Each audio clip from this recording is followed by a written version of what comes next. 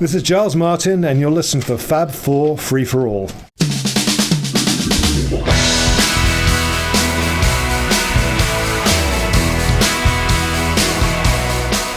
And welcome to another edition of the Fab 4 Free For All, the Beatles podcast that we do when we want to, and we've been doing a lot more recently because there's been a lot of great stuff going on.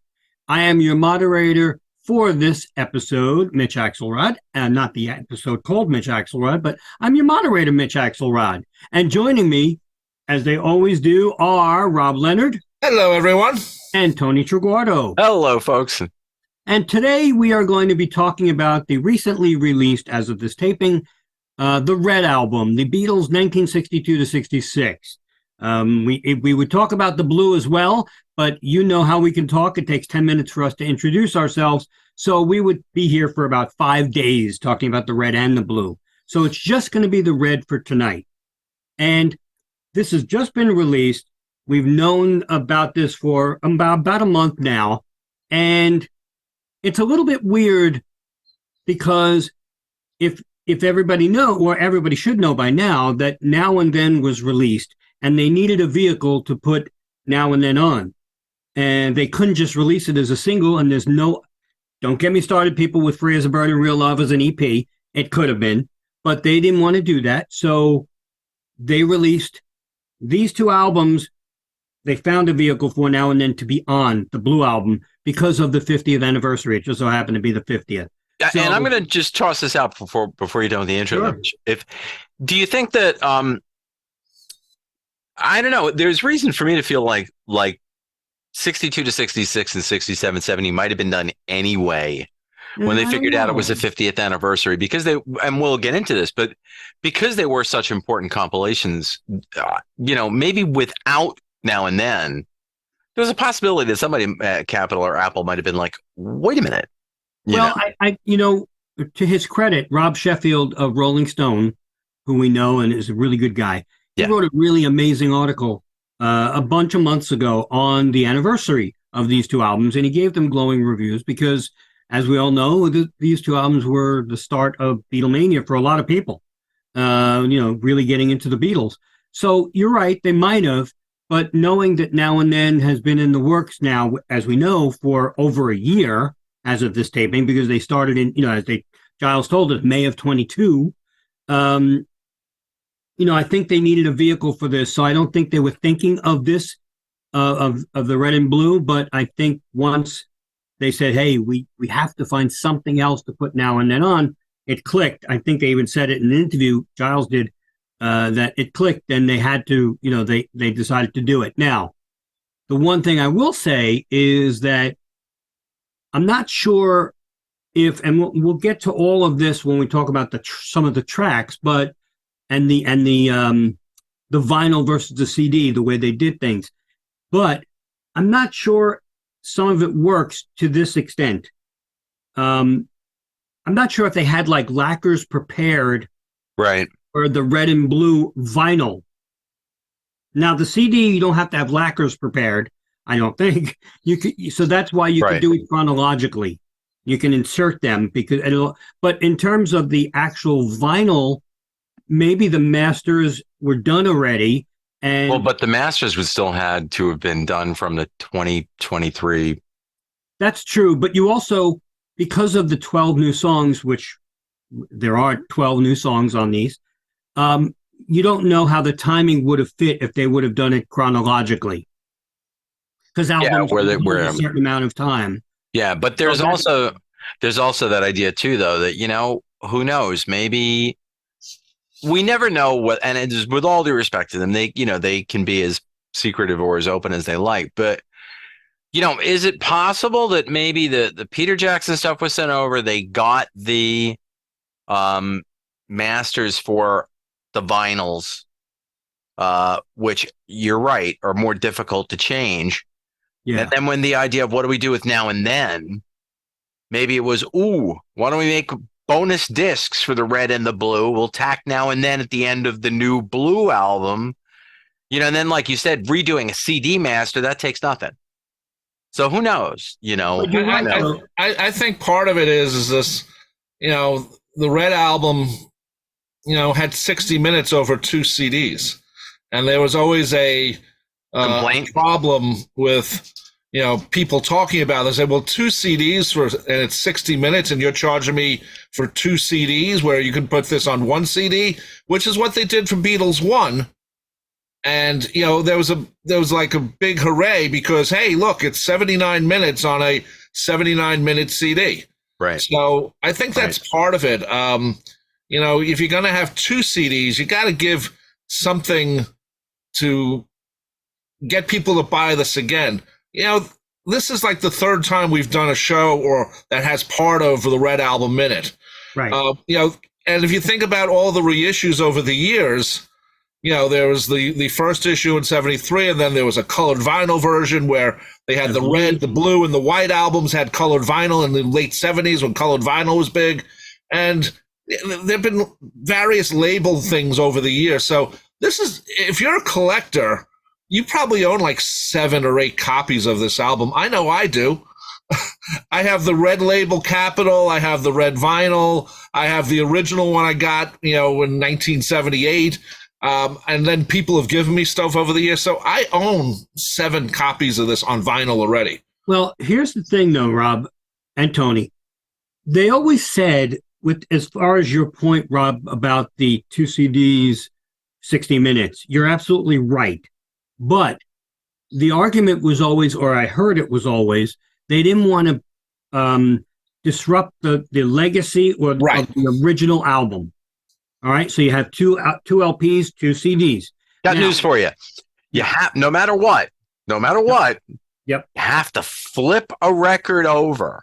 You don't have to flip a CD over. So Understood. Once you transfer an LP format to a CD format, you have changed the listening experience. No, not the listening experience. The legacy of the original packaging. Blah, blah, of the blah, blah, blah, No, that's different. That's very different.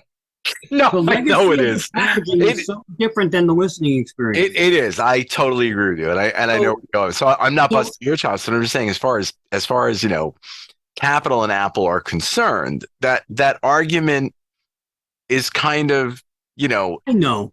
It's kind of flaccid, as we might say. Well, yes.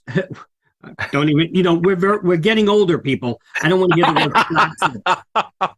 But anyway, if you're taking my point is, and it was going to be that if you're taking Now and Then and you're going to put it on the blue, okay, regardless of calling it 1967 to 2023. You're still ruining the legacy of the original, even by putting on one more song. All right.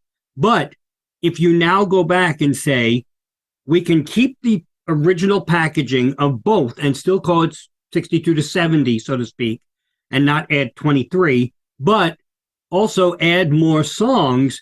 Now you're not ruining the legacy of the original packaging, but you're giving more, to Rob's point, more for the buck, more bang for the buck. I'm gonna just do the hold on a minute. Okay. But you've still got the 2 vinyls that you've added another vinyl disc to, thus maintaining the integrity of the original package. Thank you. I keep saying legacy, but you're right. But the integrity, legacy. But then you've got the CDs where you've jumbled the damn tracks and put them in exact chronological order. But you still have the integrity of the 2 disc CDs, the two LPs, 2 CDs. But what you've gotten that down to is that the quote legacy, quote integrity, is the number of discs. So does that mean that I don't know what it means, but where I'm going is, I know you still have 3 discs in each album, but you do have a gatefold for 2. You've got a gatefold for 2, so you've maintained the cheapness of not adding another part of a cover, so you have a trifold sleeve.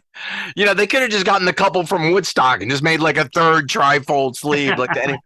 But I mean, look, I'm busting Capitol, Apple. I mean, they're lovely to us, and But they've got to be called to the carpet about that past idea of, we must maintain the integrity to put 62 to 66 on 2 discs. I mean, But you know what? When we get to the blue, we'll talk more about this. But I'm sorry, but I just don't get the argument that you should have renamed it 67 to 2023. That's because you put Now and Then on. Big deal. Well, but it does. Truthfully, I wouldn't have been unhappy at all. If they did it? No, if they didn't do that. But if the 2023 editions using the exact same font said the Beatles, the Red Album, the Red Album, the Beatles, the Blue Album, and don't give dates. So then in 2023, you really are reinventing something historic. But there's a huge gap in between, though. You know? No. But the point is, though, Rob, there's no date delineation. Right. You know what I mean? Like there's no year. We've always called them the Red and the Blue. So the idea is you're maintaining that history and that legacy of these phrases for these two compilations that are in our DNA.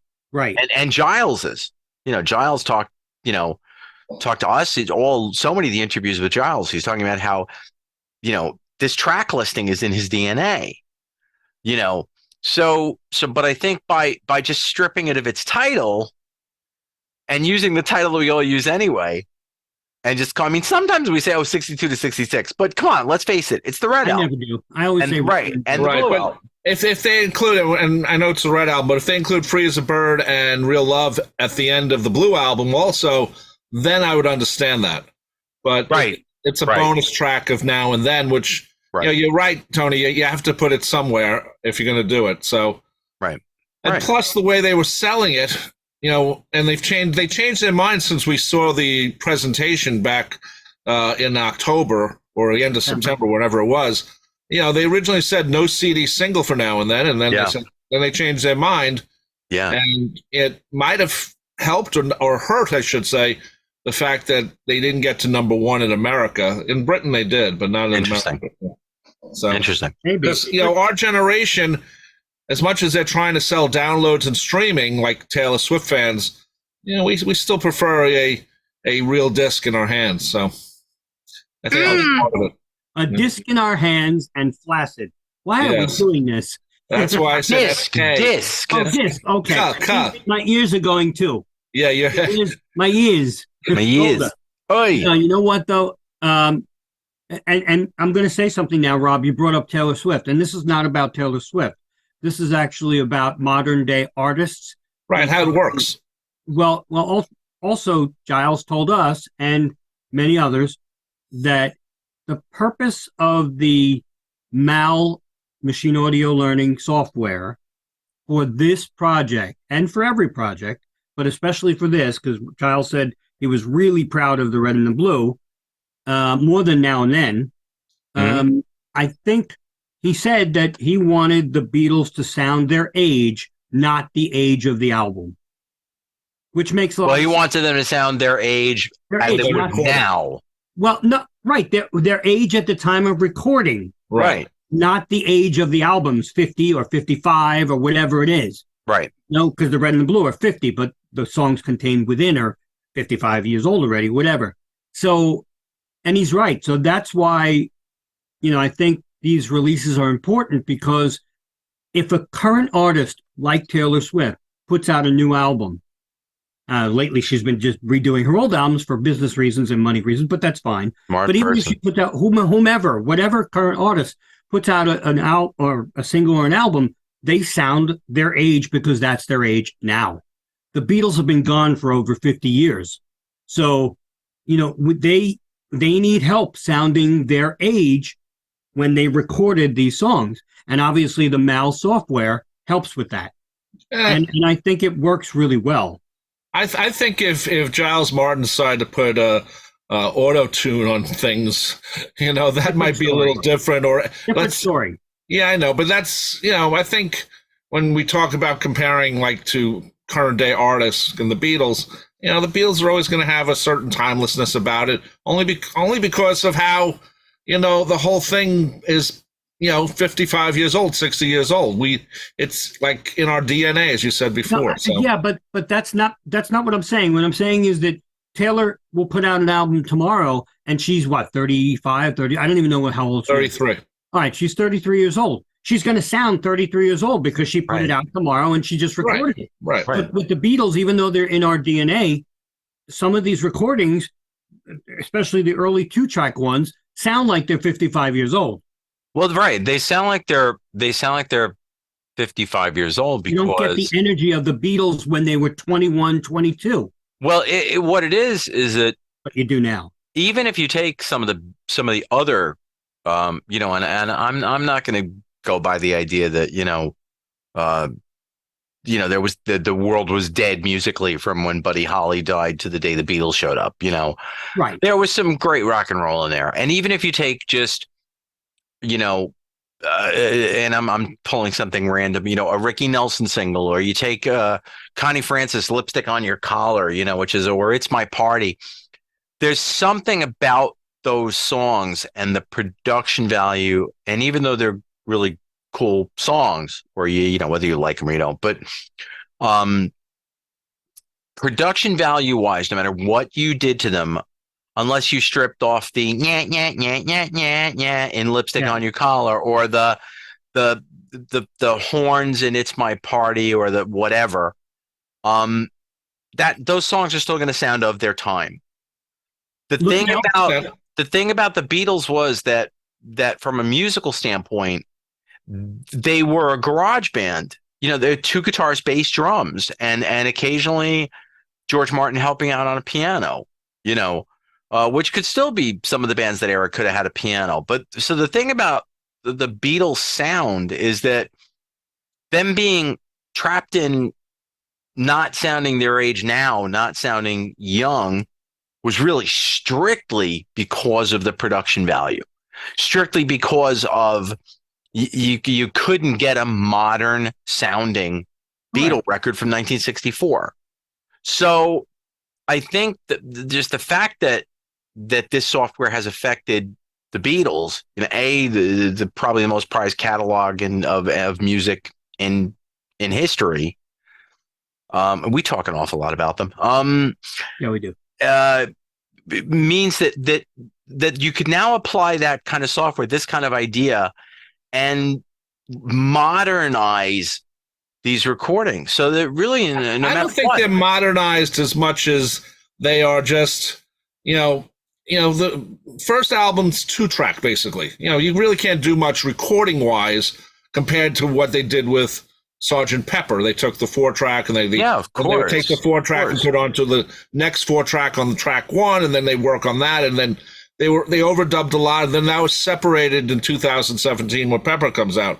This machine takes stuff that they overdubbed, but you couldn't really separate because it's a 2-track, and then it became a 4-track, and even then they started to do double-track vocals, and they started to add things in there. So nothing's changed with that, and I think that's the important part.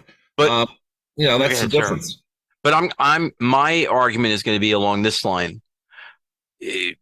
Sgt. Pepper for its 8 tracks, even Sgt. Pepper for its 2017 remix and re-recording, or re-release, whatever. I'm gonna pit We Can Work It Out from this 2023 box set. And I'm going to say that We Can Work It Out sounds fresher and more relevant than Sgt. Pepper does. I would agree with that. Older. I wouldn't compare them. I do like the remix of everything from the Rubber Soul sessions on this box set. Absolutely. Sounds more alive, sounds more relevant. I think if you played a kid, Girl, or Drive My Car, right, or whatever, and said, well, check this out, they've never heard the bands before, check this out, and now I'm going to play you like Lovely Rita and Lucy in the Sky, and they're going to go, oh, that other band's hipper. Well, I'm not sure that one thing that Rubber Soul, and this is one of the things when I was listening to it, the new tracks, the new remixes from the Rubber Soul sessions, that album's had 2 mixes that we know more than the other albums. I mean, you had the 65 stereo, which was very, weird. And then the 87 remix that George Martin did which wasn't bad. But Right. when I hear these new versions, I'm like, whoa. And this is where the technology comes into me, Definitely. or for me, is that it sounds really intense as a new mix, where the other ones, not that they're bad and they're of their time, but this is very impressive. You know, that when I heard We Can Work It Out and Day Tripper, I was like, whoa. And then the rest of the Rubber Soul stuff, I was like, you know, I can't wait for Rubber Soul to get redone. But you know, this is one of the few albums out there, and or Help would be the other one, that, you know, had a remix, you know, from the 65 version, which, you know, they were still learning stereo in 65, how to mix it. Yeah. So that, to me, that's important. You know, We Can Work It Out sounds fantastic. You know? Well, you know, it's funny you say, Tony, to your point about production values, we've gotten used to the Beatles production at this point of, you know, 55 years of it. And that's one of the things that people are not complaining about, but discussing in terms of Now and Then. They're saying the Beatles sound too modern in Now and Then, even though that's what they wanted to sound. Well, they are. Right. And they want, obviously that's what you wanted, because it is a 2023 Beatles song, and Paul and Giles did 2023 production. But people are like, oh, it just sounds too modern. I've heard that argument. I'm like, but that's not an argument, because the Beatles were 55 years old. You're used to the production. Of course they're going to have a modern. What is Paul going to do? Go back and go to Abbey Road and record the new stuff in 2-track? I mean, you know, what do you want? That's a good point. Do? You know, they also have it Now and Then, that great orchestra bit, which is just really, especially towards the end, that to me is the whole song. It really helps. They had a great orchestra bit with Eleanor Rigby, Rob. Right, but there's a difference, because it's the orchestra's driving the song the way it did in I Am the Walrus. It has that same George Martin pushing of the music. It's not just listen to the Anthology 2 version of I Am the Walrus and then listen to the Magical Mystery Tour version. The way it pushes the song forward and adds to it. And, you know, Paul likes to always say, well, let's add an orchestra. Well, this time it worked really well for Now and Then, and I can't really complain about it. And I actually think the ending of Now and Then, the way it ends with the orchestra, is just fantastic. So, yeah. But I happen to like these new mixes on the Red album. There's a lot on it. Most of it says 2023 mix on it. So, you know, you have to pay attention. And the ones that didn't say 2022 mix. So, yeah, you know, these are as new as you're going to get for these. I made my own mix of Now and Then at the end when the orchestra's coming in. I mixed in the soundtrack to Richard III. Really? And that just, it's very cool. Just anyway. Now and Then, the service of the state. I did a mix where I did Romeo and Juliet. Well, there you go. Just like Romeo and Juliet. Just not that song. There you go. I'm sorry, but I mixed in it. I really wanted Deny my father, refuse thy name. I tried finding King Lear. I only found an Abbott and Costello radio show. So at the end, I'm just, hey, who's on first? Who's on first? Right. Paul's going on. Everybody's on first. Everybody's on first. Everybody. Exactly. Yeah.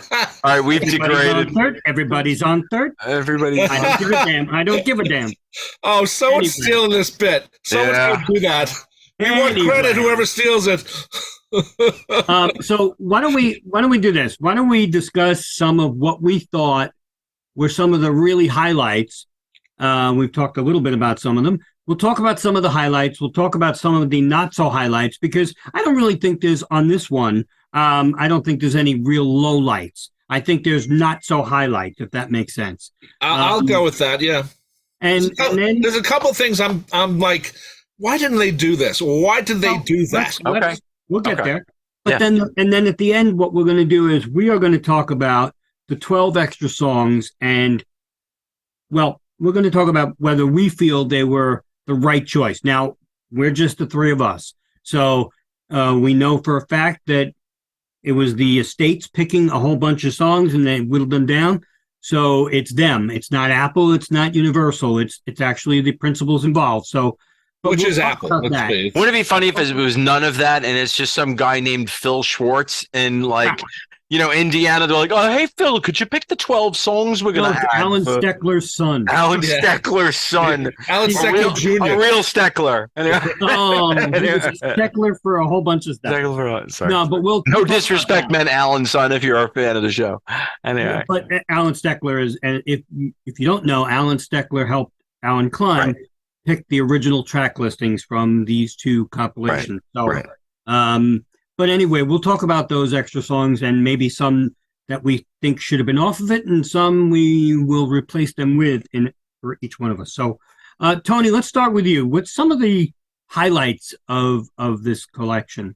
There are so many, really. That's okay. Go ahead. All My Loving is the first one that just, all of it kicked my butt. I was really moved by when I first got the single, or first heard the single. It was great to hear Now and Then again. We had the pleasure of hearing it before, but Love Me Do I thought sounded great. Stereo, but yeah. All My Lovin', if there's anybody out there who's going to tell me that Ringo Starr doesn't swing, I want you to come and tell me, and I will take you. What's that? You're like Muhammad Ali? Yeah, no, but seriously, man, anybody who says that like Ringo Starr literally can't swing, you listen to All My Loving, and it's always been there. It's always been there, obviously. But the new remix, first of all, the guitar solo sounds so incredibly sweet in the new remix. But Ringo swings. You feel the swing in his playing, just fully and completely. And I love the fact that the last note rings. Yeah, it just rings. It stays going for a bit. I feel fine. Again, hold on. You know what? You gave me an idea here. You just said the first thing that struck you, right? Yeah. All right, let's just do that. Then we'll come back to you and you'll talk about some of the highlights. Rob, what was the first thing that struck you out of the first 10 songs, whatever? Was there anything on those that just said to you, holy crap, we're in for a ride here? I saw her standing there. No, that's on the album. That's one of the new songs. We're not talking about that yet. Oh, I'm sorry. I didn't realize we were differentiating between what was okay. I thought we were just talking about okay. All right. Because all of those, I'm thinking anything, whether it's previously on the album or of the new tracks. Okay. Right. It's all 2023. Right, Rob, then you're fair game. Go ahead. Okay, I saw her standing there. It's become such a song over the years, being heard at. If you want to get a party started, you play that. If you want to get your party again, not party. Yeah, I never invite you guys over. Your parties are happiness is a form. That's right. Yes, but if you go to a ball game, they'll play that. Or if Paul's at a Yankee game, oh, good, they're going to play that. But to me, we've heard this song so many times over the years, and the first thing I notice when hearing it is everything is more audible, but it's not fighting each other. It's a great mix. This is such a great song to begin with, and it's turned into other things over the years, like I said. So to me, that was the first one that and it's the third song. I should say Love Me Do, the lead-off track. The great stereo version. You know what? You hear that bass so much better now, and Ringo's drums, and that's part of the whole album is this is what you hear differently. But that song, even John's harmonica, it rings through. Not that it sounded bad before, it just sounds a lot better in this new stereo mix, which we should say is the Ringo drumming version, not the Andy White version. I want to talk about that. Thank you for bringing that up, because even before I give my choice, perfect segue. Is anybody really bothered that they changed out the Andy White album version, even though they gave us the Ringo on the B-side of Now and Then? Because we understand probably why they did that, because they wanted Ringo to lead off this album and Ringo to be on the Now and Then to take us out, for the Blue. Is anybody really upset that the Andy White version is nowhere to be found now? No. Yeah. Okay. I will say this. The Andy White not performance, but the version they did on September 11th is probably a better version than the September 4th version, because Paul's voice is a little Nervous. where on September 11th that version isn't, but you want the version with Ringo's drumming. So Right. I understand that, but then again, Ringo is on the September 11th version, Tambourine or whatever. and I like the tambourine. I like the tambourine on the song. So I'm not bothered by that. I'm bothered by a couple other things, but we'll get to that. And I have a quick question though, Mitch. I'm hearing conflicting things and reading conflicting things in authoritative spots. I understand the situation with both She Loves You, Love Me Do. Was Love Me Do also sourced from vinyl? Yes. It was. As was She Loves You?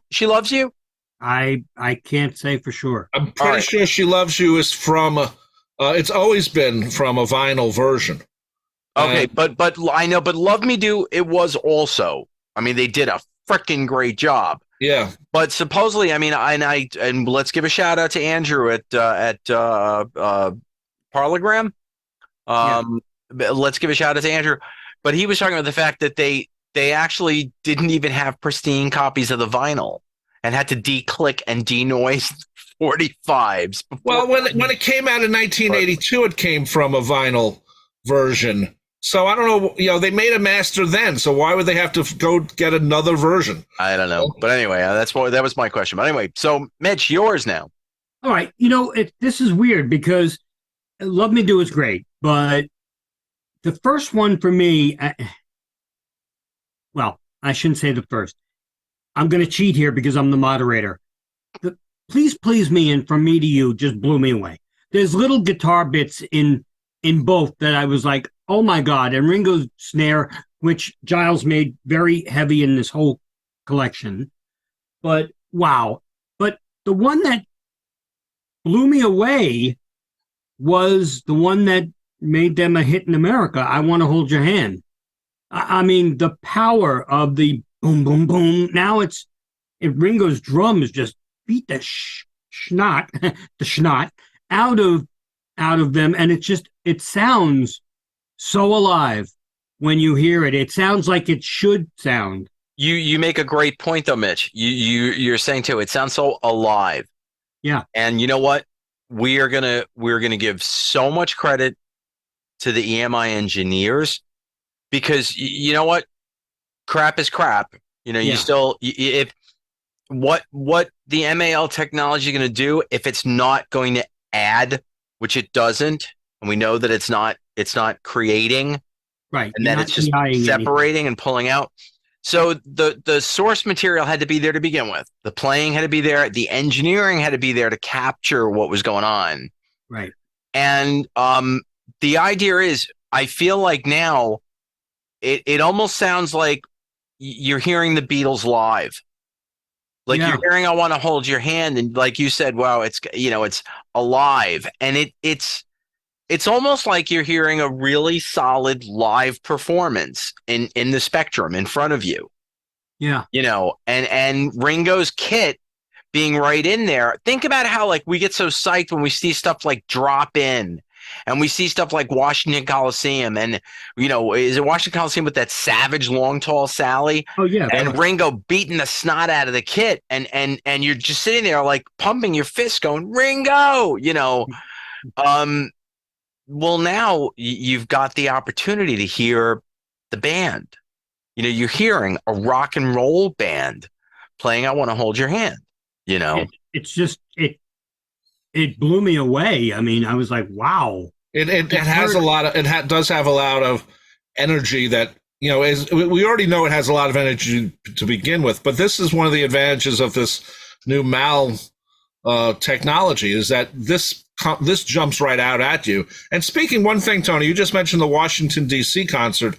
If we're going to put this M.A.L thing, let's get it on that, because that was one of the most poorly mixed things ever. Yep. This really weird video film, whatever it was. That's going to be another show, Rob, where we. I know that, but I'm just saying. Where we talk, the topic will be, now that we have M.A.L, Yeah, well, yeah, but that would be my start. But I Want to Hold Your Hand jumps out. A lot of all this early stuff does. I mean, to me, there's little guitar bits that you hear now that were mixed a little bit lower. So that's part of it too. And when Tony, when you said All My Loving, the thing I noticed is John Lennon's eighth note. He's playing his guitar in eighth notes. He's not strumming it. He's playing it in did. He is playing it straight down like Buddy Holly would do. Yep. And that's incredible if you think about it. And you hear it a lot cleaner and a lot more open than in the other mixes. So I was very impressed with John's rhythm guitar playing in that. Tony, let's talk a little bit more now about the good. Well, yeah, I mean, more about the good. Just a couple of more things. Roll Over Beethoven, it always bugged the bejesus out of me that when we gotta write a little lot, when George's vocal first comes in, no matter how hard they tried in previous incarnations of this, it like the whole room swells when George's vocal comes in. It's like we're gonna write a little, everything fades up. Right. Now with the technology being able to separate and space things out, if you force yourself to listen for it like I did, you still hear a little tiny trace of it, but that's gone finally after 60 years. But Tony, that was more on second album than on With the Beatles. No, you could still hear it on With the Beatles. Not that you don't hear it, but it's almost like they left it way open. Roll Over Beethoven. The pot was wide open. Yeah. You can also, on that record in particular, I think for the first time for me, I really got into John as a rhythm guitarist on Roll Over Beethoven. Yeah, it's great stuff. Again, it's the live version. We Can Work It Out. You brought up, Mitch. My note here, I said, great example of Giles's comments about making the track sound current. There was also some strumming after the second verse in We Can Work It Out that I'd never heard before. Day Tripper, the opening guitars hit you in the face. Oh my God. But the vocals, interestingly enough, are set back a little bit. Yeah. You know why? Because it's a guitar song. It is a guitar-based song. The drums travel. The volume pedal affected guitar work is more subtly balanced. Usually that's a little overpowering. But even though the drums are dropped back and travel, they're so much cleaner. So it's kind of like, rather than have to have those vocals in your face, now you can enjoy the vocals cleanly in the spectrum and not have them have to be all the way up. So that to me is so cool. And I'm trying to think of what else. I mean, there's so much. Hard Day's Night, the bongos are under control, which is nice. And I got a couple more. Well, A Hard Day's Night, the thing that got me a little bit is the opening chord now has a drum beat. Yep. Yeah. And that threw me off the first time. I stopped it and I said, what? Because that really does change the way you hear that song. It's always been the chord with the bass note and the weirdness of how people have tried to match it all these years.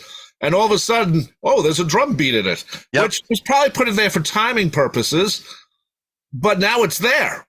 Yep. And it's like, okay. I argue that sonically it has always been in there. Way buried in the mix. I have always felt that there was some kind of a snap in there that we were hearing subconsciously. Well, it's a crash cymbal too. Yeah. Well, but I like Hard Day's Night. The mixture of the guitar and the keyboard parts are a lot more level. And also, Can't Buy Me Love. We always had that leftover guitar track. Well, now basically that leftover guitar track has been taken out. It's only one little 8 bars or something where it's in there. The rest of it, it's finally been mixed out, and it sounds a lot. I don't want to say a lot better, but it sounds like it's not a mistake. Where in the original version that we've known and love, you always sound like, did they have another track machine going and they forgot to, erase it? Right. So I'm really impressed with that. And I have to say, She Loves You. We were talking about, copies from records. I happen to like what they did with it. I think it's still, if you have it from the vinyl or whatever master they got it from, there's always going to be a problem. But it sounds, I think She Loves You sounds more even with the different guitars and stuff. I have to. That was part of my not so good. Okay. Yeah, mine too. That's okay. It's all right. You can. Yeah. For me, if I needed someone, wow.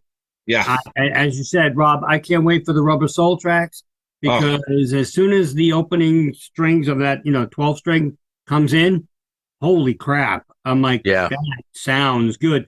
The harmonies on If I Needed Someone, oh my goodness! Just like we wanted Here, There, and Everywhere harmonies, which I guess we'll talk about later because that's on here now.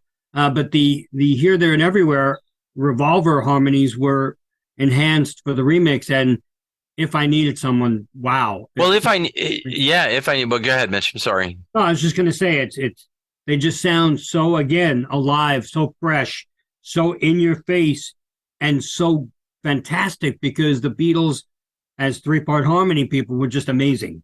And it just shows it. For me, it's really funny you talk about that, Mitch, in terms of like Rubber Soul and vocal harmonies and stuff. Michelle has never been one of my favorite Beatles songs. Just never has been. I went into this just like letting it flow like any other track on the record, and I was captivated by it. I was appreciating the instrumentation, the backing, and the vocal harmonies. It was kind of like, all right, no, it's not the Beach Boys, but vocally, my God, the vocal arrangements and the vocal stuff, and even like the most playful, and no pun intended, we're going to joke about it, but the most playful vocal arrangement on here is Girl. Yes. Tony, I've been wanting to say this for a long time, and I'm going to say it. I don't care. No, I'm going to say it because I wanted to joke with Giles about it, but considering the circumstances he just went through, I didn't want to do it. And he looked very tired and probably didn't want to hear it. But on any other given day, he probably would have laughed. But I keep saying that the background tits, tit, those feel like they're in my face now. Yes. So you're right. You wrote that one down like 2 weeks ago. I wrote that one down the minute I heard this. I mean, but interestingly enough, not to be funny, but John's lead vocal, oh my God, is less in your face than past versions. But see, I don't think comes so.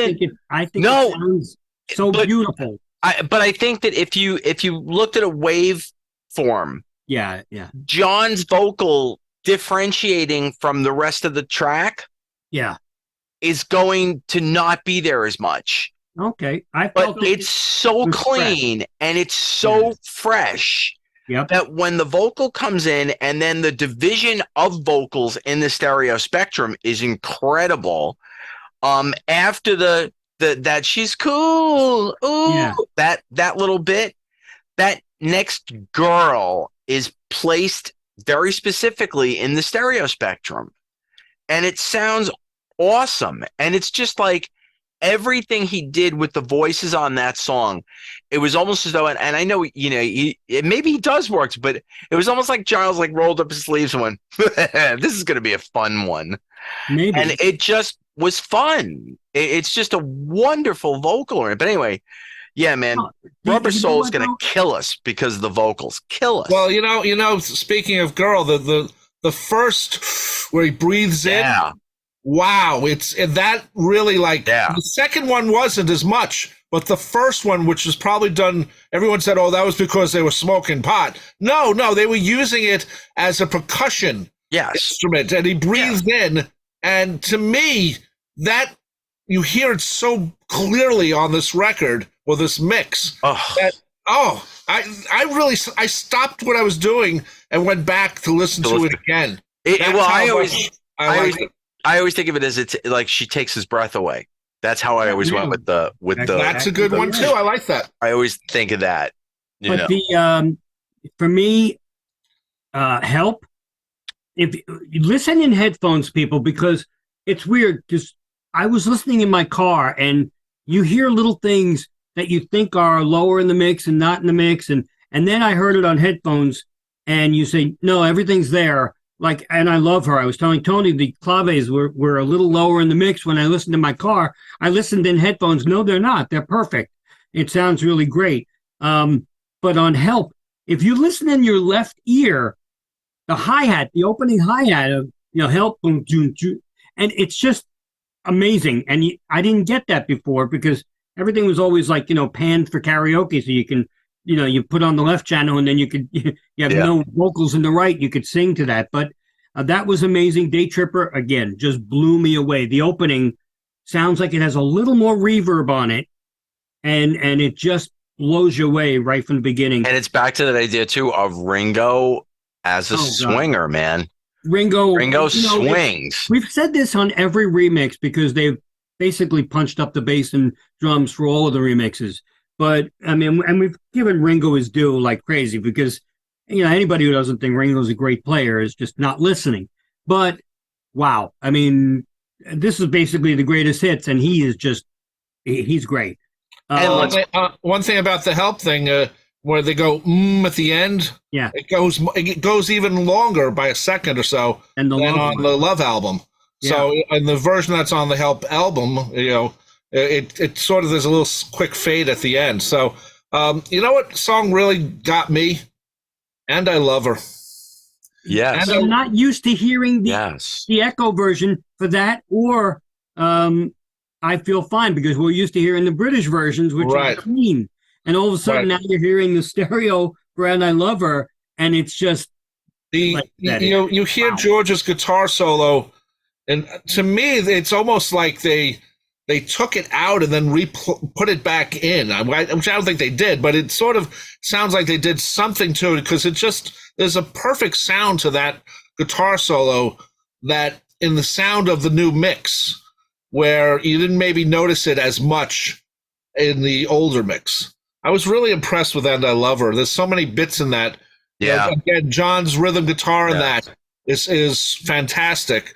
And George, of course, really should be listed as co-writer. He came up with the riff. He came up with the guitar solo in the middle. He's the one who said, why don't we do this? When they first recorded And I Love Her, and it sounded not what we know and love now. So I was very impressed with that remix along the way. Even the string plucking in Yesterday is just it's so clean. Now there are a couple of times when maybe some things get too clean, but we'll get there. But to me, the ones I mentioned were just amazing. I mean, what do you say? I mean, everything's amazing because it's the Beatles. But so let's go around now, Tony, and give us some of your not so highlights. Yeah. And it's tough because there's everything. Well, it's tough, and again, I go by this argument. I go by the argument that not so much likes. She Loves You. I'm not feeling it. I'm feeling a little flat to me. It's a little flat, and I'm somehow feeling overmodulation in the vocals. I somehow feel like some of the vocals are too sharp at the end, like going towards the end of the track. Almost like. But again, source material is what it is. Okay, but like I'm saying again, what they did with Now and Then, and but I look at it this way: it's hard for me to sit there and talk about the dislikes. It's not to be like, I love everything. I'm not going that route. Song choices on the bonus that we could talk about. Well, we're not doing that yet. But when it comes to the mixes, to the sonic aspect of what was done, after all these years and having these be collections that I got in '73, and knowing these collections up, down, and sideways, and playing the bejesus out of these growing up, to have both of them, and especially 62 to 66, with a new, and it was funny because Giles kind of bristled a little bit when we were kind of saying, well, it's a brand new listening experience. And he kind of danced a little bit around that phraseology. And I'm not sure why he doesn't embrace that idea. The Beatles. He's not a fan. Like he's a fan, but he's not like us, like crazy, where he. Well, I think different thing for him. But I think what he's trying to do is he's trying to not make it jarring. He's trying to not make it a new. Well, I think what they're trying also to do is so many people have, the sequence of side 1, 2, 3, and 4 of this and the Blue album embedded in our heads. Yes, we do. But I think when Giles talks about, and I don't want to talk for him, but I think he doesn't want to take away. Well, we changed it. We added songs in there, and now it's different. I don't think he wants that part out there. I understand that. Apple does either. But I think he also was bristling a little bit even over the idea of that by doing these remixes, he's making a new listening experience. And I think that for the hardcore fans, the whole idea is to have a new listening experience. You have an old friend you haven't seen. I mean, I'm not using the example of somebody commented today. They had a friend I hadn't seen in years, walked up to me. I'm the same person, but it was like, oh my God, look at you with the beard. It was a new thing on an old friend, and it was kind of like a fun moment of, oh, look at that. You've got a beard. You took these old friends that we've had for years and years and years, and you dressed them up a little bit and you made them look a little different. Now, he doesn't want to hear that, though. He doesn't want to, but right. He wants to hear, Tony, that not a new listening experience, but he wants to hear that the old experience got better. It's the same. It's semantics. Yeah, which was a band with Zach Starkey, I know, but but it's semantics. It's the idea being that no, you of course when you or I hear Hard Day's Night, we're gonna feel a certain way. Whether it's the live version at Washington Coliseum, whether it's us going to see the Fab Four do a great version of it, but nothing's like the Beatles recording. So I'm not comparing the Fab Four to the Beatles. But the point is, we walk away from hearing A Hard Day's Night by the Beatles and we feel a certain way.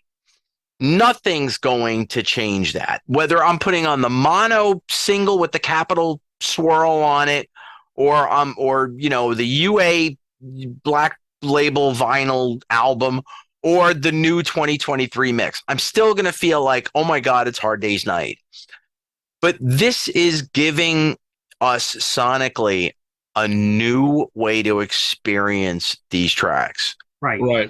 So to me, I'm not saying like, oh, I love, but I'm not going to pick Ioun and go, well, I didn't think that this was as good in this version as this version, because I do that with the albums. I do that with when you give me Revolver and you're saying like, well, this is the new version of Revolver.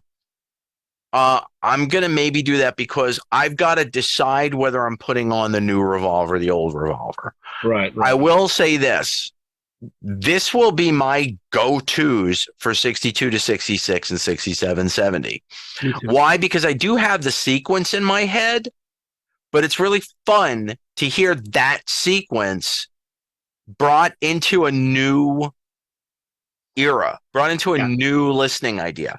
When I want to hear the old one and I'm feeling really nostalgic, yeah, of course, I'm going to go pull out my French colored vinyl from 79, but as for really kind of getting down and dirty with, I don't like this, it was hard for me to hear anything and go, I didn't really like that. Well, my problem with, if you're going to add the drum beat to A Hard Day's Night, which I have no real problem with, it does change it a little bit how you open that clean sounding chord. But then why would you include the original mistake in Please Please Me in stereo, which obviously was a mistake that they didn't care about because in 1963 stereo in Great Britain wasn't, barely there. So why not now go back and clean that up and have it not be a mistake in stereo for this album. I'm not saying, when you get to go back to Please Please Me in a couple of years, you don't leave it. But why on this record, if you're already changing some things about these songs, why wouldn't you fix it so the mistake is not there? There may be an answer to that. I don't know for sure. There may be an answer to that, Rob. It's only on the stereo. If it was on both the mono and the stereo, okay, I understand. There's a lot of mistakes. And, Dizzy Miss Lizzy, even though it's not on this record, has a mistake in it, and would I like to see that taken out when they get to the Help album? Yes, because it's a definite mistake that they can easily fix. But it's a vocal mistake, because they did fix the edits of She Loves You, This Boy, and Roll Over Beethoven. Right. So much cleaner. So that's a vocal mistake versus an edit. Yeah, but but it was a mixing mistake, because when they made the mono of Please Please Me, it was clean. It was, it was correct. But the catch is, Rob, to do that, if I'm not mistaken, to correct that, you've got to fly something in from another part of the song. Sure. But here's the thing: flying in when you're not punching in and you're not bring the artist in to punch in. If you're flying in, it's down to milliseconds, and the problem is if you have to correct that millisecond difference, you have to digitally alter the track. They do that. They've done it all. All these songs are digital first. That's where but you're not following me though. In other words, if I'm gonna fly in a missing thump on a snare drum, I could take that from anywhere and it's gonna be exactly the same. Yeah, I know. If I'm gonna take John's line from earlier or later in the song and fly it in, if it's off by a millisecond, I then have to use digital software to stretch or shorten that file. Yeah, I know, but the mono's the same. Right. Just take the mono and separate that, which is what they did on some of these tracks anyway. So that was my part. That's interesting. Like, for example, when they fixed Day Tripper, remember the third verse, there's a dropout? Yeah. And back in 2001, when they put out One, they fixed it. And it's still like that now. So to me, that was a dropout and a fix. So why not, on an obvious mistake at this point, just fix that? That was my only problem with Please. Like I said, we don't know if it was tried or not, Rob. And my thought is that if it was tried and they were going to have to actually digitally alter the recording, somebody drew the line.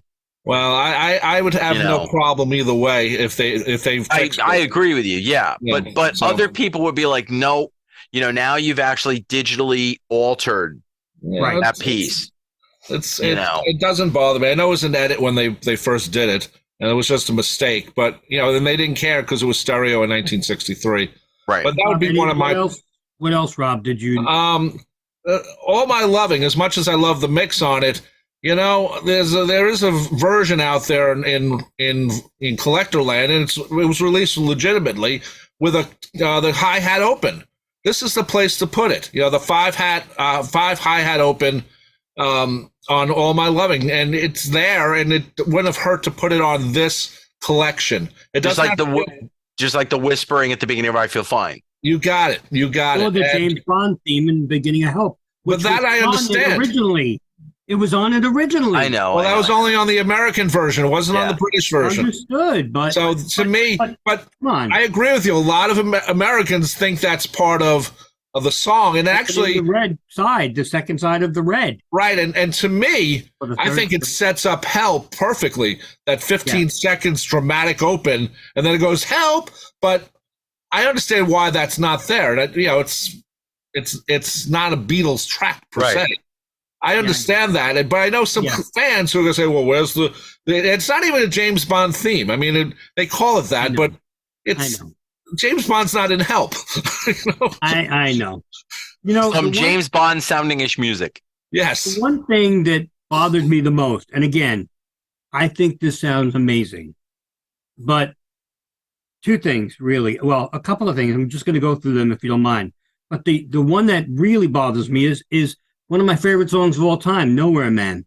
It's first of all, it's a little drier. There's not as much echo on the voices, but someone messed up the hi-hat because it's out of sync. No, as a drummer, I noticed it right away. As soon as normally you hear tit, tit, tit, tit, tit, when he's doing it. This one you hear tit, tit, tit, tit, tit, like it sounds like Ringo doesn't know what he's doing. Listen carefully. I have to be honest. I listened to it with headphones. It's there. I didn't hear it. The hi-hat is out of sync. Absolutely out of sync. But maybe just on your copy. Oh yeah, my copy. No. In my life, the harpsichord sounds a little off also, just a little bit. Driving my car, I think the solo is a little bit too low.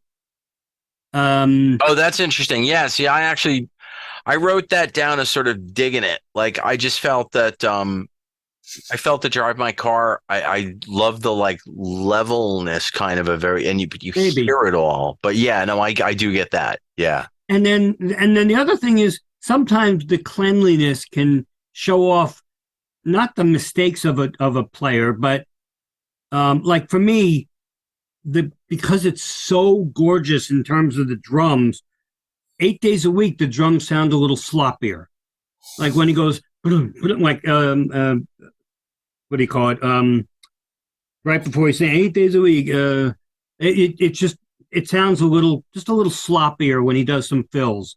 And because it's very clean, and when there's a nice echo on it and it's not as clean, it just gets mixed in a little more. But now it's so clean, you're like, oh, Ringo, all right. It's not a Wilbury anymore. Yeah, right, exactly. We'll bury it in the mix. Well, exactly. the thing about 8 days a week is on Beatles 1, it sort of doesn't fade up. It sort of starts even. Right. Sort of. And now they've gone back to it fades up. So that's kind of interesting that they've gone back to that. Beatles 1 really should have been the fade up because that's where the single was. Correct. This is where the more even intro, which I happen to like a lot, should be on. But there's no mixes from the 2015 Beatles 1 on this. Everything is modern on this the 62 to 66 album we have now. Right. So it's interesting, and that's only like 7 years ago or 8 years ago.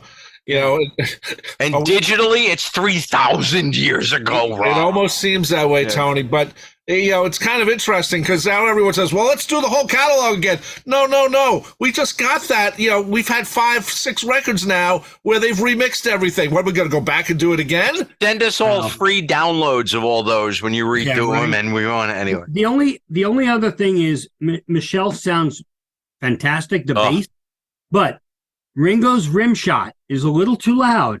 It gets distracting a little bit, because he plays a rim on it instead of a snare, a rim of the snare. You know what I mean? Yeah. But it sounds a little too loud to me. It's sort of almost distracting a little bit. It's too.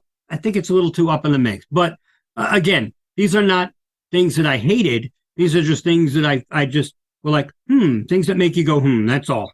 I thought Michelle it's more like the mono mix and the evenness where the stereo always sounded all over the place. Yep. And now it's much more even, though I don't think they based it on the mono mix, and which he didn't do. Like with the White Album, they were matching the mono in most places, and the same with Pepper. This, I didn't see that as much with these new stereo mixes. Agreed. That we have to match the mono.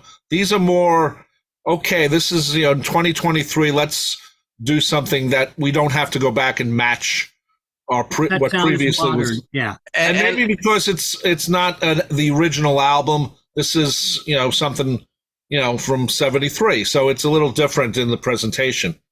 So I'm sorry, Rob. No, I'm done.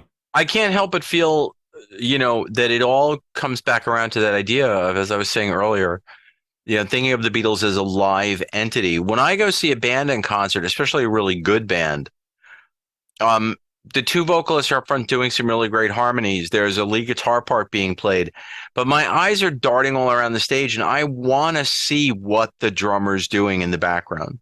Whether it's perfect or not, I still want to see and experience what the drummer's up to while this other stuff's happening. My eyes are focusing on different things on the stage at different moments, and I'm think about it, when your eyes hit something, when you're seeing a live performance, you hear that part more enhanced in your ears. Yes.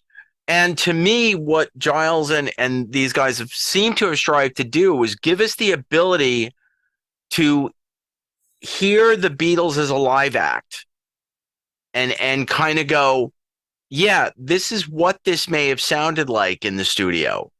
He talks about, well, when a band's playing live, they're not standing 3 feet from each other, or there's a spread and there's a feeling of, oh, I can focus on the drummer and I can focus on now it's kind of like, and you're right, Mitch, to your point, that's true. Some of it is, maybe quote too clean, but I think because so much of 62 to 66 is now comprised of the 2023 mixes, I think we get an overall feel like that from the whole album. Yeah, I guess so. So we've talked about some of the tracks. Let's talk about the new songs, and we'll go around and maybe substitute or maybe not, depending on what you guys think. Now, again, I'm just going to read off the 12 new songs. I Saw Her Standing There, Twist and Shout, This Boy, Roll Over Beethoven, You Really Got a Hold on Me, You Can't Do That, If I Needed Someone, Taxman, Got to Get You Into My Life, I'm Only Sleeping, Here, There, and Everywhere, and Tomorrow Never Knows. Now, Alan Steckler and Alan Klein purposely did not put any covers on the first one. They didn't want it. Now we've got 3 with Twist and Shout, Roll Over Beethoven, and You've Really Got a Hold on Me. So, Tony, I'm going to start with you. Tell me what should not, in your opinion, what should not have been on here, and maybe tell me a couple of songs that you would have substituted. And it doesn't have to be in the order that it should have been. Just tell me, I didn't want This Boy to be on, but I wanted this. I wanted to maybe hear this. So go ahead. There's too much damn Revolver. No, there is. You're right. There's too, sorry. Go back to the rent's too damn high. There's too much damn Revolver. Don't get me wrong, man. I love Revolver. And we know why. Not, okay? But to the detriment of the idea that I am one of these people who the 1, 2, 3, and I know it's not their best album. Don't anybody jump on me here, but the opening 1, 2, 3 punch of Beatles for Sale is probably one of, next to the 1, 2, 3 punch on the White Album. I love the 1, 2, 3 punch on Beatles for Sale, which is duplicated probably because I grew up loving Beatles 65. Right. So when you get No Reply, I'm a Loser, Babies in Black, 1, 2, 3, bang, bang, bang. Wow, that's amazing. So for me, 2 tunes from Revolver go, Got to Get You Into My Life, and I'm Only Sleeping. Now, hang on, Tony. Mm-hmm. I rebut one thing. Yes. Got to Get You Into My Life was a hit. In 76, it was a hit. See, how do you take that out? Wait, hang on. Why would you leave I'm Only Sleeping or Here, There, and Everywhere? Well, no, I'm Only Sleeping's out. Oh, okay. I said that. Got to Get You. You just said Here, There, and Everywhere is a McCartney classic. Okay. At this point, got to be honest. I know Got to Get You Into My Life opened the 79 tour. I know Got to Get You Into My Life was a hit in 76. Nobody remembers that. Those songs. I think you're right. No. Non-Beatle fans don't remember that. Here, There, and Everywhere has probably been played at more weddings than Got to Get You Into My Life ever will. Here, There, and Everywhere is a standard at this point. Okay. So to me, if you're going to pull, and you've got to keep George, you can't pull a George track. So Taxman stays. Tomorrow Never Knows is you can pull a George track if you're going to put another one from a different album. Yes, you're right, but I don't want one. No, actually, no, I didn't write that. I'm wrong. Look at that, I'm wrong. I actually wrote underneath. I'm sorry. Wind that back. You could replace Taxman with either. Now, here's where I go off the deep end. Okay. With either Don't Bother Me or I Need You. Oh, okay. Don't Bother Me, George's first composition. All right. Rhythmically, man, I can't wait to hear that song with the M.A.L. software. Cannot wait to hear what that weird ass polyrhythm thing's going to sound like at the beginning of that song. So you replace Taxman with either Don't Bother Me or I Need You. But my feeling is to really you pull off Got to Get You in My Life. You pull off I'm Only Sleeping. Here, There, and Everywhere has to stay because it's a standard. Tomorrow Never Knows must stay because that is, by John's account, by so many people's accounts, that was the gateway into the Beatles' next era. Yeah. And you replace those two with either No Reply and I'm a Loser, but you're going to get that argument of Paul's head would explode because you're pulling off a Paul song, Got to Get You to My Life, and you're putting on a John. We're not worried about their heads exploding. We're worried about as fans, what we would have liked. Well, no, you got to remember that, because remember in Anthology 2, Paul paid for the repressing of the CDs because there wasn't a Paul song until track 7. Right. So here's my real feeling as a fan would be Got to Get You to My Life goes, I'm Only Sleeping goes, and it's replaced with No Reply and I'm a Loser back to back. If you have to do a McCartney song, believe it or not, because again, one of the first songs he ever wrote, you do I'll Follow the Sun and I'm a Loser. And I'll Follow the Sun with the M.A.L. software, I think is going to sound absolutely gorgeous. Well, let me ask you a question then, Tony. You mentioned the 1, 2, 3 punch of Beatles for Sale. Why not put Babies in Black instead? Because, hear me out, it was a concert staple for a long time. And nobody knows that but a hardcore fan. No Reply is always written about as like John's the first foray into something, beyond boy-girl relationship. And I'm a Loser is the Dylan thing. So there's written up, like if you go to a website and you Google Babies in Black, you don't get much. It was played in the concerts in 64. It's one of my personal favorites, but it was played in the concerts in 64. No Reply and I'm a Loser has Beatles lore attached to it. I don't think Well, Babies in Black was 65, but I meant 65. I'm sorry. I don't know. I think, first of all, it's only an hour and 34 with the 2 discs. So your argument is put them all on. I get it. I think, well, do you keep the cover versions? Now, one of the things that I agreed with when they put this together, there were no cover versions. But, why not include, Roll Over Beethoven and, You Really Got a Hold of Me and Twist and Shout. Everyone knows those songs. Twist and Shout was number 2 in the States. It's become this other song where, it's played in parties and radio stations, not radio stations, stadiums and stuff like that. So right, not your parties. I'm sorry. Yeah, it's not my parties, of course. But, but if you stick with that, then if you're going to have those 3 covers, why not have Long Tall Sally there? Why not have Rock and Roll Music, where they just sound on fire, to remind people what a great rock and roll band they were. Plus, they're never going to release rock and roll music. Not that they should, because I don't want that either. But if you have all this space, a couple of more songs wouldn't hurt in the cover things. Tony, I agree with you. I'm a Loser should definitely be in here. Babies in Black and No Reply, should be in here too. But if you take off the 3 covers, then you got to replace them. And I wouldn't be a thing. Is there too much Revolver on it? Yes, I don't know. I don't know. 7, right?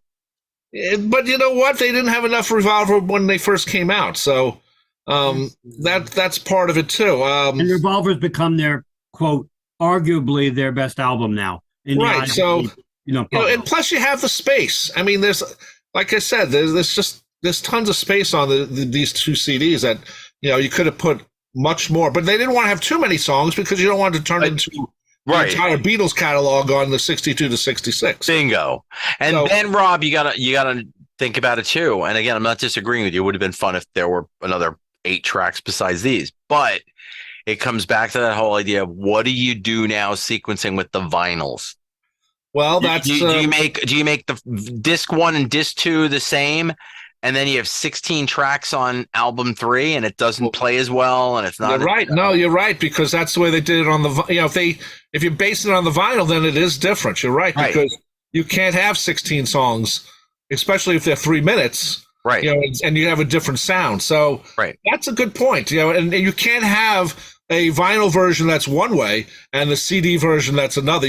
They will not do that. Ew. And I understand that because, standardization is important in stuff like this.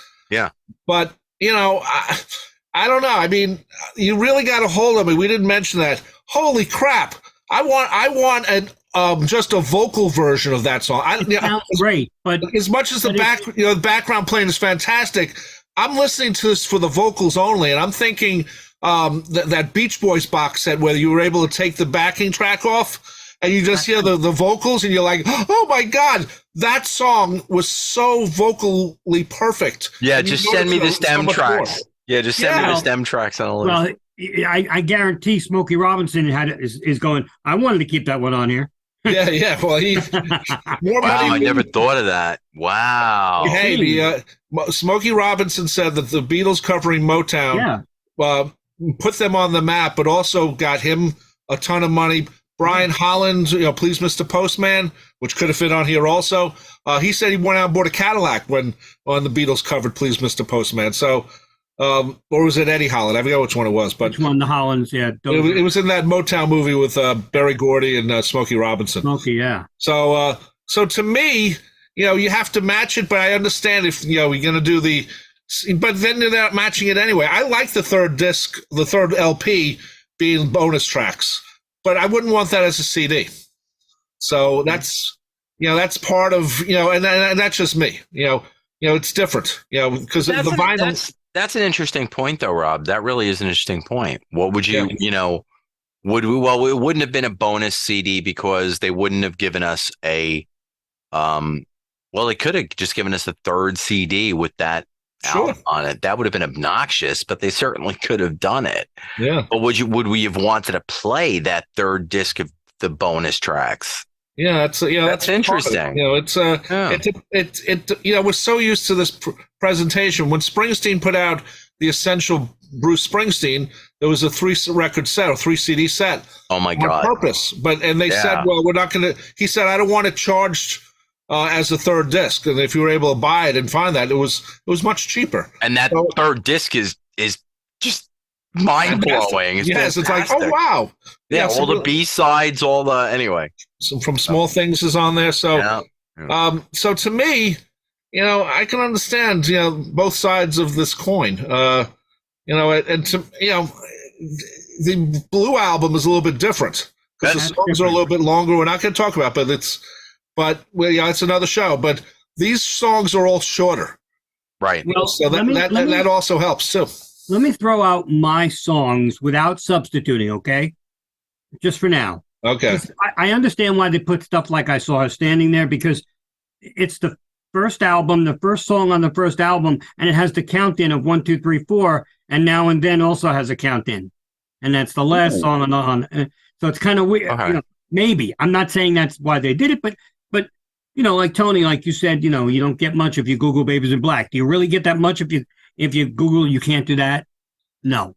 So in that argument, I gotta, take you up on that a little. But here's a bunch of my songs, which I think could be, take out whatever you want. It won't be long. Why? I'm down. Why it won't be long? Because it's so energetic and it hits you in the face the minute it goes on. Okay. But I'm down now. Unless they're saving for an album of B-sides, because they could do Beatle B-sides. They could also redo past masters too. They could do it, but they can put out American singles and a British singles box set. You said it before, Long Tall Sally, Rob. If you're going to put out a cover, that was a concert closer for almost every tour. I mean, so I don't want to hear it that people know that. I'm a Loser, definitely. Babies in Black. Do you want to know a secret for George? Oh. Why? Why not? You made a face. What's the difference between that and You Really Got a Hold on Me? You Really Got a Hold on Me is just a magnificent performance. And I guarantee you more people know Do You Want to Know a Secret because the doo-dah-doos than You Really Got a Hold on Me. Well, it was also a Lennon McCartney song that George sung. I know, but maybe he would to dance with you. Right, that'd be the other one. Do You Want to Know a Secret was number 2 on the charts. So as a single, but it's a grade B Lennon and McCartney composition. Yeah. No matter how you look at it, it's a grade B Lennon McCartney composition. Why not give Ringo his due and put Boys on? Yeah, wow. That's a really good point, Mitch. If you're going to do the covers and you're going to put on, that's Ringo a really doesn't good have point. a lot on this at all. What does Ringo have on this? Yellow Submarine? Yeah. You're absolutely right, man, because you're giving George his due with Roll Over Beethoven, but Ringo's Boys would have been a great. Ringo, Or do you pick I Want to Be Your Boys. Man? Or do you Well, pick what I Want to Be Your what Man? goes on? Yeah. And Yeah. what goes on now? I mean, It doesn't what goes belong on? here. You know, it's not a it's a throwaway song. It's another Right. beat composition, but I Want to Be Your Man was the Stones' first single. But also, Boys was so well produced on the Please Please Me album Yeah, that the M.A.L, I would love to hear the M.A.L on that. Oh my God. yeah. I should have Wow. known better. I think I should have known better. Are they? Don't tell me that's a grade B, McCart. No, hell no. But Ever. is it possible that somewhere Hard along Day's the Night line? is not really represented as much as I want. Like, and I Love Her and A Hard Day's Night. But what else? Right. That would be a good Can't Buy Me choice. again- Love. Sorry, Can't Buy Me Love. Oh, And talk about the M.A.L software. What's Tell Me Why going to sound like? but what's No Reply going to sound like? Come on. Right. The other one, you said I Need You, but the one that I think should have been on from Help, probably one of the best pop songs ever. You're Gonna Lose That Girl. Oh yeah. Wow. That shows harmonies. Wow. It's a great pop song. I mean, to me, it's one of my favorite Beatles songs ever. And dumb question, Mitch. Was that the A or the B side of the Aborted Love Song It single? was the B. It was the B. Okay, so, Girl but was still, the A. Girl was the A. But Wow, can you imagine yeah. you're going to lose that girl on this, coming blaring out of your speakers with M.A.L? That would be interesting. I think, and plus the M.A.L system would soften Ringo's bongo playing in that. I would hope so. Bongo Fury with Ringo. Oh my goodness! As a drummer, I'm so embarrassed by that because I swear to God, someone just gave him a joint and said, "Go into the booth and record." And he went, "Okay." And he just- I always think of my buddy always used to say he would pick up one of those little wind up monkeys that play. Yeah. And it's like, and it's Ringo on his bongos. he's not in tune at all. It's- he's it's not brilliant. in time. Yeah, at it's all. not the, and it's also loud too. It's Would it be not fun at if we all. find out that it was actually Paul? Anyway, No, Paul suggesting Ringo do that, hey Ringo, I think you should play like this. Anyway, and everybody's going, "What?" what? Meanwhile, Smoking in the everybody's in the joint. corner smoking the joint, going, Yeah. "That's great." Well, I like your choices, Mitch. I think they, in many cases fit. But if you're gonna have no covers or some covers, then they could have added some more. But I understand you don't want too many covers. Well, that's the thing. You don't want it, but I do think out of all my songs, the one that makes the most sense is probably Boys, because Ringo doesn't have anything except Yellow Submarine on here. I'm gonna go out on a crazy ass limb right here. Uh-oh. Well, Look at Here's one that we like. You just don't go. Oh yeah, well, maybe that's an idea. Where's Leave My Kitten Alone? that's interesting. Where's Leave My Kitten Alone? It's on the anthology. It's on anthology, but it was gonna be a single. Was gonna, where's Leave My Kitten Alone? Tony, Where's you know Soldier what? of Love? No, Tony, stick with Leave My Kitten. You know why? And wow, Tony, you just blew my mind, because you know what? You just put on a brand new Beatles single, and you could have put on the Red, an aborted Beatles single. Right. Forget about Soldier of Love. That was not, Right. that, my friend, would be interesting.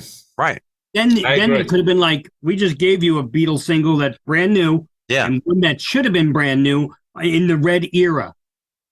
Yep. That would have been That would be cool as interesting. I hell. like that. Yep. I couldn't see them doing that, but it would have Bonus track on the CD single of Now and Then and right in the middle, Now and Then, Leave My Kitten Alone, Love Me Do. Yeah. The new Wow. single, the lost single, the first single. Yeah. Well. Wow. Anyway, I just think that how they did it is interesting. There's several ways they went, and they seem to cover them all, whether there was on purpose or not.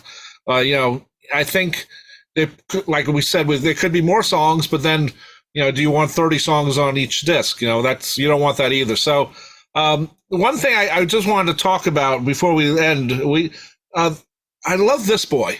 That ending, you know how there was always like this obvious edit? You don't notice that on this remix. Right. No. And it's where you just stop and then it goes, This Boy. Whether that was supposed to be an aborted guitar solo or whatever, it's been talked about over the years. I really like This Boy's, the mix of that. And what else was there? We talked, you can't do that.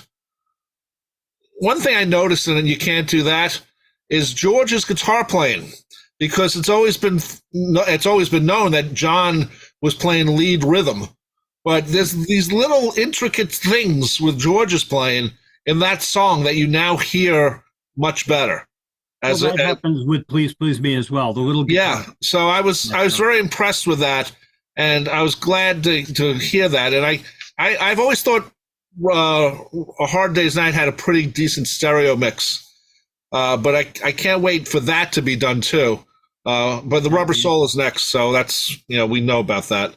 And that's about it, really. I mean, I think everything else has been really good. The Rubber Soul stuff's just incredible. It would have been interesting, and then we're not going to get at this point, but I've always loved the song track version of Nowhere Man. The mix on that. Yeah. But if you think about it, it's 24 years old already. So, you're not going to get that on an album that's supposed to be focusing on these recent mixes, very recent mixes. And most people are comparing this one to that. You can't. It's two different people, two different times. Right.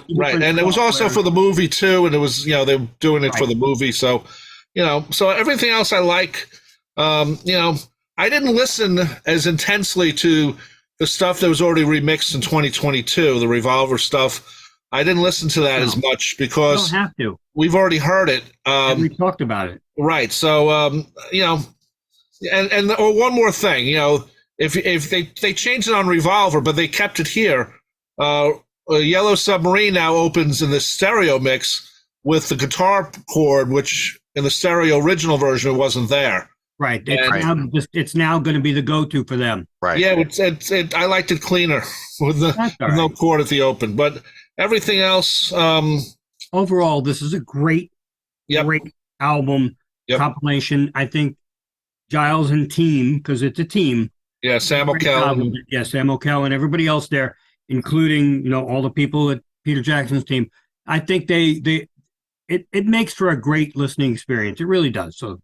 But anyway. but we've done, like I said, we've done this show 3 times already, or variation of it, and like I said, this album probably gets re-released in 10 years anyway. I don't know about that. But. And we probably should, Mitch, too, before we sign out formally, we should probably also thank all the kind folks at Apple and at Universal for kind of letting us, as they have in the last few years, be part of this experience. And and I'm saying it not to be butt kissy, but to sort of essentially say to all of you who are listening and have been enjoying the interview that we did with Giles, or even just coming at this in the angle that we're coming to it, has been through the kindness of the folks at Universal and Apple. So hey. The last thing I'll say, and it will be the last thing, so both of you shut up and now. I'm kidding. The last thing I'm going to end with is that I will say, Tony, based on the event we went to, I was very nervous about the Red and the Blue after what we heard, because we heard it in a different way, and I was very nervous. Likewise. I was very, very happy when we finally got the tracks and heard them the way they were supposed to be heard, just as people from Apple told us we should wait for, and it's amazing. So anyway, if you're thinking about getting this album and you're hesitating, don't hesitate. It's really good. Anyway, I have been your moderator, Mitch Axelrod, for this red episode.